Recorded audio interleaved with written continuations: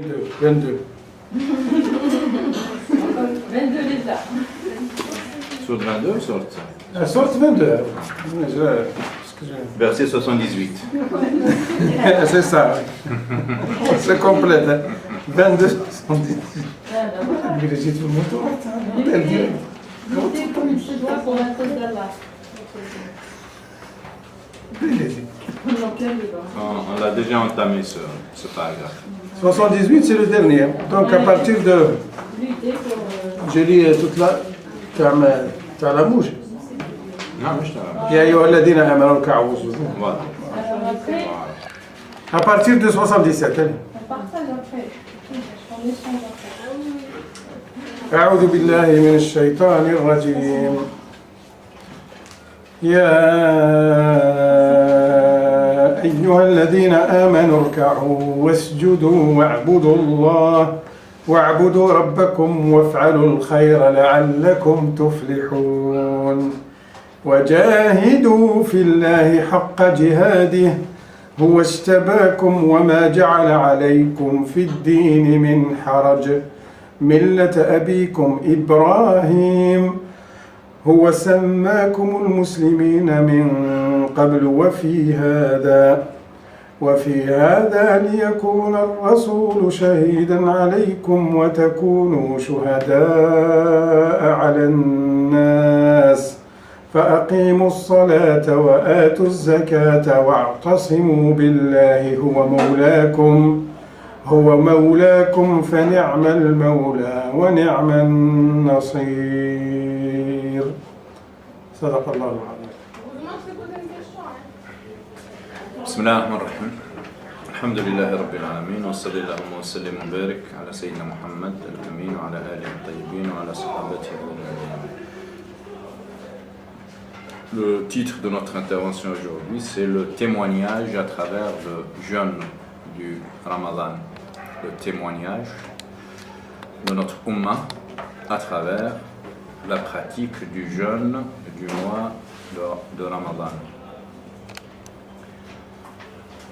Hassalim était en train de lire le dernier paragraphe de la sourate Le Pèlerinage et lutter dans le sentier de Dieu. Faites acquittez-vous de la vraie lutte pour agréer Allah. Donc vous voyez autant d'éléments pour conditionner, pour caractériser la lutte livrée par le musulman contre ses pulsions, passions, penchants, instincts, pour s'élever vers Dieu et essayer de promouvoir son entourage spirituellement et intellectuellement et les rapprocher et rapprocher son environnement au plus près d'Allah subhanahu wa ta'ala. Wajahidu fillahi haqqa jihadih. Lutter dans le sentier de Dieu, la vraie lutte, pas juste pour avoir la conscience tranquille. Faites en sorte de fonctionner sur le mode de l'obligation du résultat, pas juste concéder quelques minutes, quelques temps dans cette lutte, juste pour avoir la conscience tranquille, mais il faut le faire d'une manière efficace et d'une manière à produire des résultats selon des timings, des échéanciers, des calendriers bien précis. Faites-le pour la face d'Allah, pas pour assouvir votre passion de gouverner, de diriger, d'asseoir quelque autorité sur les autres. Faites-le si vous le faites pour la face d'Allah. Soyez désintéressé, détaché dans votre lutte. Et le croyant est d'autant plus intéressant qu'il est désintéressé. Donc il y a une relation inverse. on est d'autant plus intéressant qu'on est désintéressé et détaché. C'est lui qui vous a choisi. C'est un verset fierté, mais en même temps responsabilité. C'est lui qui vous a élu. Nous sommes le peuple élu. C'est bizarre de le dire quand on connaît notre réalité, notre actualité. C'est lui qui vous a choisi, qui vous a élu. Tous les verbes, des fois, ça parle de l'istifa, istafa, ça vient de safwa. Donc, il a fait de vous la crème, safwa, le noyau, la quintessence de l'humanité. Il vous a choisi. Inna Allah astafa Adam wa Nuh wa ala Ibrahim wa ala Imran ala al-alamin dhurriyatan ba'dahum min ba'd. Wallahu sami'un alim. Donc, istafa, ça a la même signification que al-ijtiba. Ijtiba, ça vient de l'jibaya. Voilà. L'ikhtiyar aussi, c'est la même chose. Il a pris, ça vient de khayr, il a pris le meilleur de l'humanité. Kuntum khayra ummatin ukhrijat lin-nas.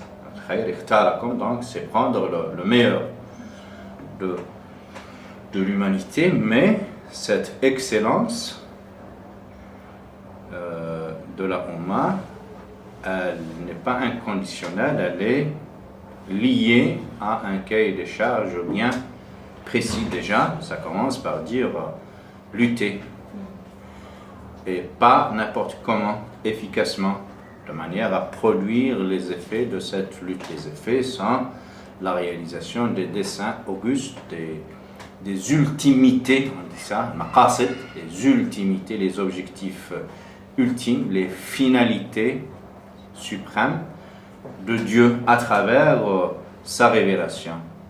Et à maintes reprises, j'ai essayé de vous dire brièvement, de manière très grossière, les 5 grandes valeurs de la révélation islamique, à savoir conserver, promouvoir la vie, l'intelligence, la raison, l'équilibre psychologique, si vous voulez,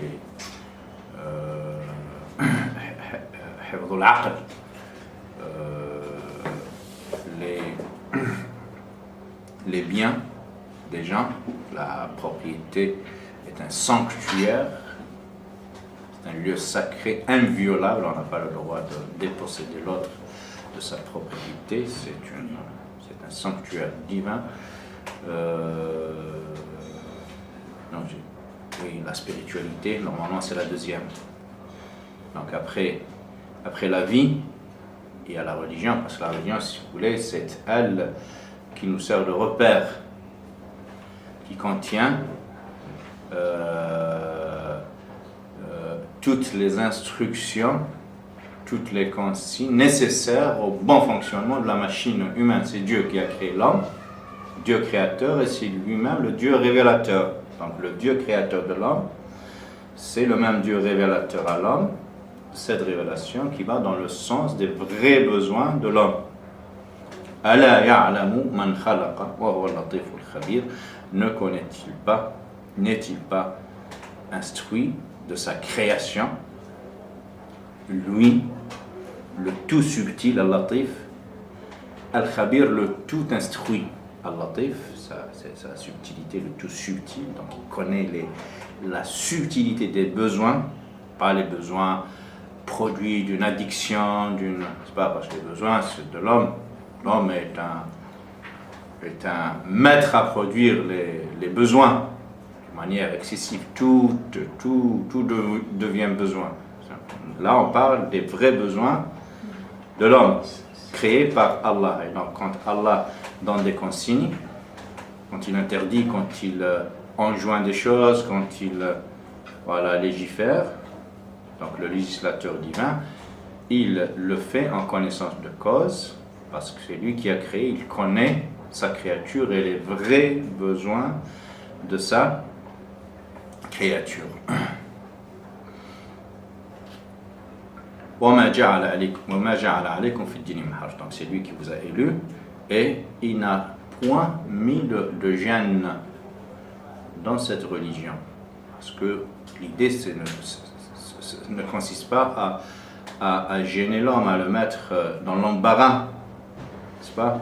Hier on rigolait et on l'entend, et ça a été repris par les laïcars et les contradicteurs de l'islam dans les chaînes égyptiennes, les chaînes porte-parole de l'islam politique égyptien, en sont arrivés à utiliser la charia comme une menace, tu vois, alors que la charia ne doit pas être comme telle. La charia, c'est la loi de Dieu, et la loi de Dieu, c'est une lumière, elle est censée être une lumière. Charia, c'est la voie, mais c'est aussi la rivière pure, n'est-ce pas? D'où ou dans laquelle s'approvisionnent et s'abreuvent les enfants de Dieu, les créatures d'Allah subhanahu wa ta'ala. Elle n'est nullement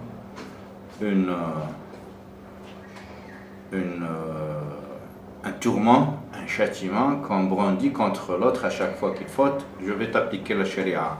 Voilà, c'est comme s'il s'agit d'une épée de Damoclès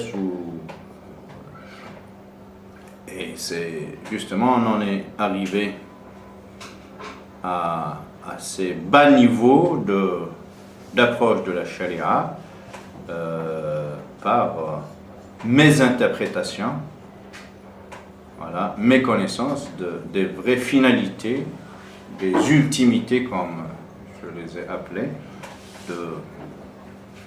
de la révélation coranique. Donc, parmi les caractéristiques de cette révélation, c'est l'absence totale de gêne, d'embarras. Ma ja'ala alaykum fi ddini min harajin.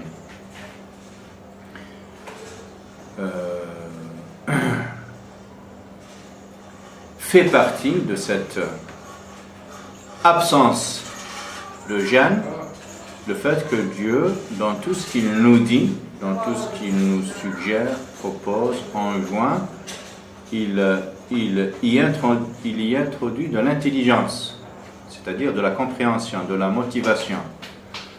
Aucune directive n'est dépouillée, n'est dépourvue de son bien fondé, jusqu'aux aspects de la révélation les plus intimes avec Dieu, qui gère cette verticalité entre l'homme et Dieu, telle que la prière, telle que le jeûne, tel que le pèlerinage, tel que l'impôt purificateur qui est à mi-chemin entre la verticalité et l'horizontalité. Donc ça, c'est fait pour nous purifier, n'est-ce pas? Pour nous réconcilier avec Dieu, mais pour apaiser aussi les relations avec notre environnement, entre les riches et les pauvres. Parlons de l'impôt purificateur. Et systématiquement, Allah, il motive ces consignes parce qu'Allah a placé en nous cette fitra, cette intelligence, cette clairvoyance, et en aucun moment ces lois ne contreviennent à cette intelligence. C'est très important parce que ça aurait été absurde que Allah il te donne une manière de penser, d'être intelligent, n'est-ce pas? Et en même temps, t'éprouver avec des lois et des consignes qui sont à mille lieues de ce bon sens. C'est très important. Voilà. D'où justement cette maxime bien ancrée dans notre philosophie juridique, at-taklifu bil muhali muhal. Allah ne saurait imposer aux gens ce qui paraît impossible. Il est impossible que Allah nous enjoigne l'impossible. Tu vois, at-taklifu bil muhali muhalun. Voilà. Et toutes les lois, toutes les consignes données par Allah ont été conçues par Dieu de manière proportionnée avec notre intelligence, avec ce bon sens. Voilà. Et dès lors qu'on trouve une incompatibilité, il faut douter de l'une ou de l'autre des deux données. Ou bien ton bon sens a subi un formatage culturel, n'est-ce pas? Il t'a mis dans une situation loin de cette rectitude originale et originelle, si bien que tu deviens réfractaire à la consigne d'Allah, d'accord? Ou alors, Allah t'a accordé cette conservation de ce bon sens, cette clairvoyance, et alors le défaut viendrait d'une mésinterprétation, d'une fausse, mauvaise interprétation du texte. D'accord? Donc s'il y a cette incompatibilité entre toi et le texte, c'est quelque part l'un ou l'autre a été malmené, ou bien c'est toi qui as été formaté, ou bien c'est le texte qui a été forcé, détourné de ses ultimités, comme je disais tout à l'heure, des finalités de Dieu. Donc je disais que tout ce que Allah nous a demandé, nous a enjoint de faire verticalement pour lui vouer exclusivement le culte, exalté soit-il, ou toutes les injonctions qui concernent cette horizontalité pour organiser le vivre ensemble des hommes, Allah l'a conçu et réalisé de manière à ne pas choquer, à ne pas contrevenir à ce bon sens que lui-même a placé en nous. C'est très important de le dire, et le jeûne en fait partie. Voilà. Avant le jeûne, il y a la prière. On le dit, c'est simple à dire, mais les retombées de cette philosophie sont extrêmement importantes. Parce que normalement, nous musulmans, sommes censés reproduire cette manière auguste, cette manière divine de faire les choses. L'homme est censé ressembler à Dieu. Dieu l'a créé à son image éthico-morale, pas physique. Allah n'a pas de physique. C'est l'image, ce portrait moral. Et Allah nous demande d'être toujours au plus près de ce portrait, d'essayer de reconduire à mesure de nos capacités humaines les qualités d'Allah. N'est-ce pas? Et donc Dieu, il agit comme tel dans la promulgation des lois. Nous aussi, on est censé, quand on est père de famille, responsable d'association, de société, responsable de quelque sphère que ce soit, quelle que soit son étendue, nous sommes censés être à cette image, c'est-à-dire motiver nos propositions, nos décisions, nos programmes pour faire adhérer les autres, un maximum de personnes à nos visées, à nos projets. Voilà. C'est pas parce que je connais mieux que l'autre que je lui demande de me suivre sans m'expliquer, sans justifier mes démarches. Vous voyez, donc les retombées de cette manière de faire divine doivent être reconduites dans les détails de notre vécu spirituel ou notre vécu tout court, pas uniquement spirituel. Allah, il nous parle de prière et il motive.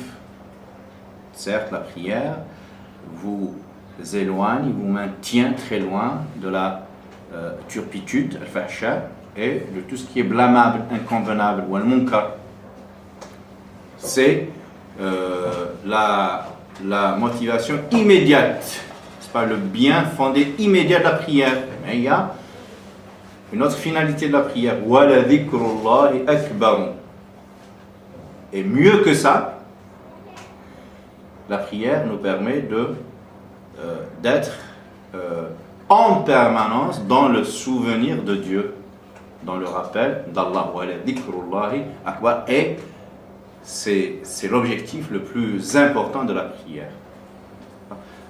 Donc, comme ça, et dans les interdictions, là, Par exemple, et vous allez remarquer que dhikrullah, être dans le souvenir d'Allah, c'est un bien fondé, une motivation qui revient systématiquement, aussi bien pour justifier les obligations que pour justifier les interdictions. Quand il parle de jeu, du hasard, de boissons alcoolisées, يسألونك عن الخمر والميسر, c'est pas celui-là.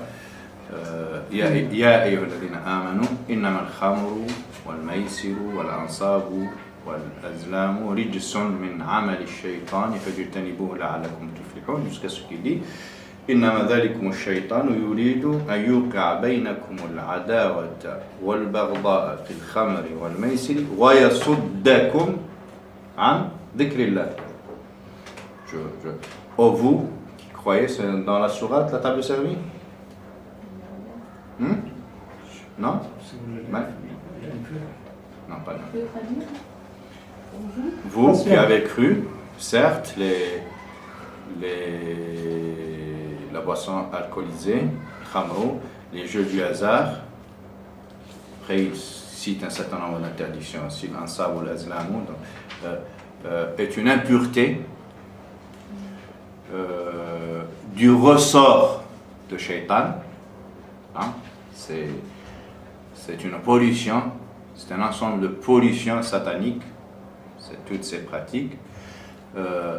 Éloignez-vous-en si vous cherchez la réussite. لعلكم تفلحون فاجتنبوه لعلكم تفلحون. Donc toutes ces pratiques incriminées par ce verset sont du ressort de Shaitan, et vous faites bien de vous en éloigner si vous cherchez la réussite. Ensuite, il motive. Certes, la boisson alcoolisée, innamal khamru wal maisir, donc cette boisson alcoolisée, les jeux du hasard, il réitère la même chose, sont du ressort de Shaitan, pour semer d'entre vous la zizanie, la discorde, pour vous désunir, pour créer des conflits, des oppositions, n'est-ce pas? Voilà, c'est, si vous voulez, c'est la motivation immédiate. Comme ce fut le cas pour la prière. La motivation immédiate, pour motiver le caractère obligatoire de la prière, c'était quoi? C'était, elle vous maintient loin de la turpitude et du blâmable. Après, il monte d'un cran pour citer un objectif autrement supérieur que, là aussi pour l'interdiction. Donc, la motivation immédiate de l'interdiction, c'est le fait de semer d'entre vous la discorde, la désunion, mais deuxième motivation qui est autrement plus importante, c'est le fait que ces boissons alcoolisées, dans cet état d'enivrement, d'instabilité psychologique provoquée par l'enivrement, ces jeux du hasard, c'est une addiction aussi, n'est-ce pas, qui crée de l'ivresse et de l'ébriété aussi quelque part, n'est-ce pas, vous maintiennent loin du souvenir d'Allah, du rappel d'Allah. Vous voyez? Donc le rappel d'Allah, on le voit revenir systématiquement, aussi bien pour motiver les obligations que pour motiver les interdictions. Le jeûne aussi.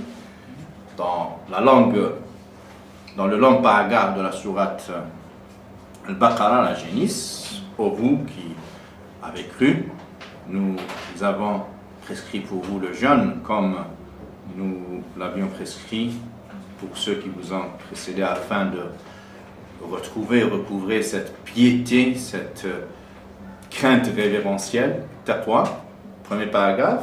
Ensuite, deuxième paragraphe, شهر رمضان الذي أنزل فيه القرآن هدى للناس وبينات من الهدى والفرقان فمن شهد منكم الشهر فليصم, jusqu'à ce qu'il dit وَلِتُكَبِّرُوا اللَّهَ عَلَى مَا هَدَاكُمْ وَلَعَلَّكُمْ تَشْكُرُونَ. Takbirullah, donc être toujours dans le souvenir, dans la glorification d'Allah subhanahu wa ta'ala, dans le développement et la promotion, si vous voulez, de cette présence de Dieu dans nos cœurs. Voilà, donc systématiquement, le dhikrullah c'est une, si vous voulez, c'est une motivation bien fondée qui revient systématiquement aussi bien dans la justification des obligations que dans la justification des interdictions.